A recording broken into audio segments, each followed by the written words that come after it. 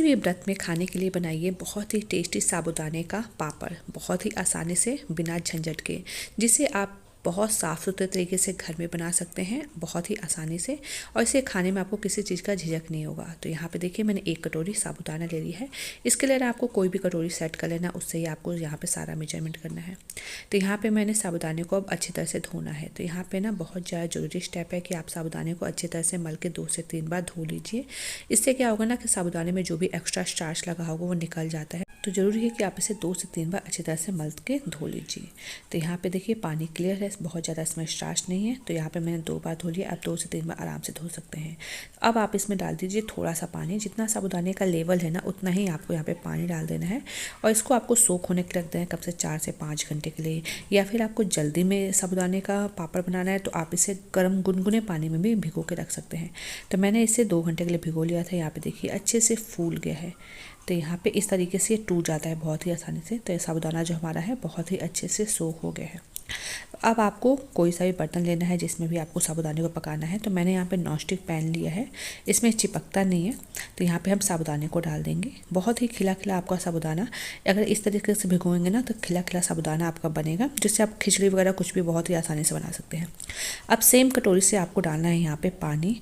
तो यहाँ पे जिस कटोरी से आपने साबूदाना लिया है इसी कटोरी से आपको डालना है 5 कटोरी आपको पानी। अगर आपने गिलास से साबूदाना लिया तो उसी गिलास से आपको 5 गिलास पानी डालना है।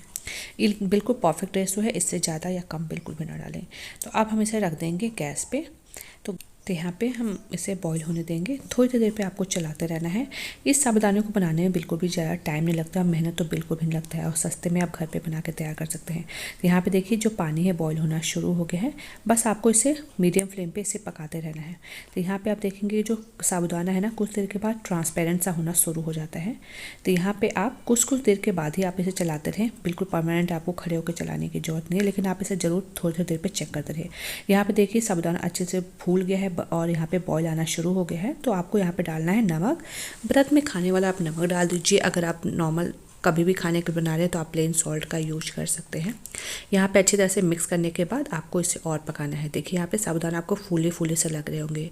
अब यहाँ पे मैंने कुछ देर के लिए और पकाया है। ऊपर देखिए ये हल्की सी पपड़ी सी आने लगी है, यानी कि जो हमारा साबूदाना है ना वो गलना शुरू हो गया है। उसके ऊपर हल्की सी पपड़ी आनी शुरू हो गई है और साबूदाना यहाँ पे देखिए अच्छे से गलने लगे हैं। कुछ दाने ही यहाँ पे कुछ खड़े दिख रहे हैं और बाकी जो है वो अच्छे से गल गए हैं।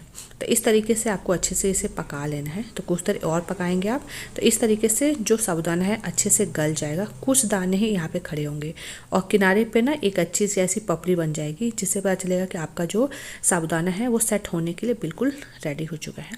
तो अब हम गैस की फ्लेम को ऑफ कर देंगे। इस तरीके से आपका ये मिक्सचर बन के तैयार हो जाएगा। तो इसे मैंने उतार लिया है और कुछ देर आपको ठंडा करना है। बहुत ज़्यादा आप ठंडा कर देंगे ना तो यहाँ पे जम जाएगा, इसलिए इसे हल्का सा गुनगुना ही रखें। यहाँ पे देखिए वेपर आ रहा है, ये हमारा जो मिक्सचर है अभी गर्म है। तो इसको हम डाल देंगे एक मिक्सी जार में। आप चाहें तो बिना इसे ग्राइंड किए यानी महीन किए ही आप इसके पापड़ बना सकते हैं, पर अगर आप एक तरह से चाहते हैं ना कि अच्छा सा पापड़ बने तो आप इसे एक बार बना मिक्सी जार में घुमा लीजिए। तो इस तरीके से आपका बारीक सा मिक्सचर बन जाएगा। यहाँ पे देखिए बिल्कुल इसकी जो कंसिस्टेंसी है ना बिल्कुल परफेक्ट है। अगर आपने इसे छोड़ दिया है कुछ देर के लिए और ये ठंडा होने के बाद गाढ़ा हो गया तो कोई प्रॉब्लम नहीं, आप क्या कर सकते हैं ना हल्का सा गर्म पानी ऐड कर दीजिए तो ये परफेक्ट हो जाएगा। तो मैंने दोनों बार इसमें इसे 2 बैच में इसे ग्राइंड कर लिया है। अब मैंने डाल दिया इसमें हल्का सा आधा चम्मच जीरा और धनिया की क्वांटिटी अपने टेस्ट के अकॉर्डिंग रख सकते हैं। और यहाँ पे मैं डाल दूँ थोड़ा सा काली मिर्च, फ्रेश काली मिर्च को क्रश करके डाल दीजिए, इससे बहुत बढ़िया टेस्ट आता है। व्रत में ये चीज़ें खाते हैं तो हम डाल दें। अगर इसमें से कुछ चीज़ें भी आप नहीं खाते हैं तो आप इसे स्किप कर सकते हैं, प्लेन आप बना सकते हैं सेंधा नमक के साथ। तो अब मैंने यहाँ पे एक पॉलीथीन बिछा लिया है, उस पर हल्का सा ऑयल से ग्रीस कर लिया है और यहाँ पे एक चूड़ी रख दी है। अगर आप कोई साइज का बनाना चाहते हैं, एक तरह से बनाना चाहते हैं तो इस तरीके से आप चूड़ी के अंदर इस मिक्सचर को डाल दीजिए और इस तरीके से फैला दीजिए। तो बहुत ही अच्छे से सेट हो जाता है। गोल गोल से ये हमारे पापड़ बनके तैयार होते हैं, जो कि देखने में और खाने में बहुत ज़्यादा बढ़िया लगते हैं। एक साइज़ के बनते हैं ये। और अगर आप बड़े साइज़ के बनाना चाहते हैं ना तो इस तरह के कोई भी आपके पास का ढक्कन हो, जैसे हम खाना वगैरह मंगा देते हैं ना तो उसका ढक्कन होता है, उसको आप किसी भी नाइफ़ को गर्म करके ना चाकू को आपको उससे कट कर लेना है सेम शेप का, और फिर आपको इसमें मिक्सचर को डालना है। तो आप बड़े साइज़ का बना सकते हैं। आपके पास कोई मोल्ड हो तो उसके अंदर भी डाल के आप इसे बना सकते हैं, या फिर नॉर्मल आप ऐसे फ्लैट करके भी आप इस पापड़ को बना के तैयार कर सकते हैं। बहुत ही ईजिली फैल जाता है। तो इसे आप ना 2 से 3 दिन के लिए धूप में सुखा लीजिए। तो यहाँ पे मैंने 1 दिन के लिए यहाँ पे धूप में रख दिया था और रात को ना इसे मैंने पंखे के नीचे रख दिया था जिससे ये अच्छे से सूख जाए। तो ऊपर से ये ड्राई हो गया, देखिए यहाँ पे किनारे से भी ये सूखना शुरू हो गया है। तो यहाँ पे छोड़ दिया है किनारे से। तो इसको आपको बहुत ही केयरफुली टर्न कर लेना है इस तरीके से। यहाँ पे ना आपको बहुत ज़्यादा मोटा और पतला नहीं बनाना है, नहीं तो ये क्रैक्स बन जाते हैं बीच में। तो यहाँ पे देखिए जो हमने बड़ा बनाया था वो इस तरह से सिकुड़ के छोटा सा हो गया है। तो इसको भी आप ऐसे केयरफुली टर्न कर लीजिए और फिर इसे आप ऊपर से भी सूखने दीजिए। तो यहाँ पे जो पापड़ है देखिए बहुत अच्छे से सूख गए हैं, उसका कलर चेंज हो जाता है, लेकिन जैसे ही आप इसे फ्राई करेंगे ना तो फिर से ये वाइट कलर में हो जाते हैं। तो यहाँ पे देखिए बिल्कुल भी टूटे हुए नहीं है, बहुत अच्छे से ड्राई हो गए हैं।